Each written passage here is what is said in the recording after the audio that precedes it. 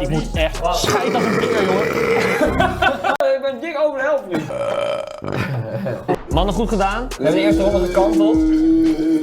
Nou, er staat heel veel koolzuur in je koffie. Ik ben 3. Veel mannen zijn. Dat hoeft dat ook niet. Het is soms moeilijk. Het is echt een doordenkmeme. Sorry.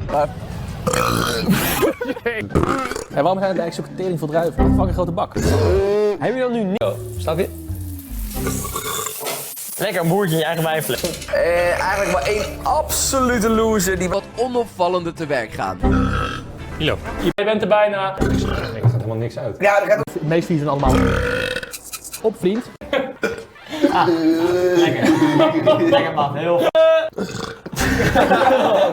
Dan jongen. Dat moet je echt nooit meer doen. Ja, maar dit is echt niet. Die is voor jullie. Die lekt uit. Wat? Goed. Dit in de periode rond Sinterklaas wordt gepost. We gaan even heel op. Mijn afweging. Ik vind ze echt heerlijk, man. Ga stop. Is het eigenlijk moeilijk? Nee. Meme. Ja. En je draait hem om. Ik merk wel dat jij Rondje heen. Sorry. Als eerste. Het kut is nog dat we ook nog die voor... Oké. Oh, sorry. Sorry. Nee, zeg maar wat je wil zeggen. Nou, Zeg maar af, zeg maar af. ik wilde zeggen dat we geen spijt verdronken, maar nu een boer laten. Oh, echt? Oh, doe maar vanaf nu dan.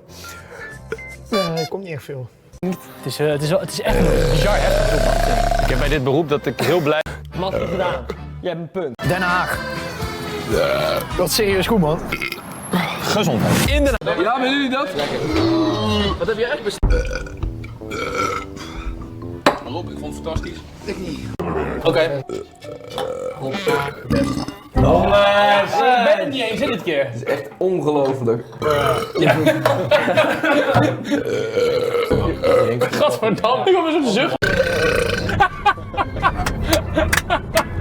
Rob heeft niet eens überhaupt een hap genomen van iets. Ik ben wel tweede. We gaan even taart halen. Excuses mevrouw. Ja, nee, leuke emoties. Het was echt tof, man, emoties. Milo. Grijpen, daar geloof ik helemaal niks van.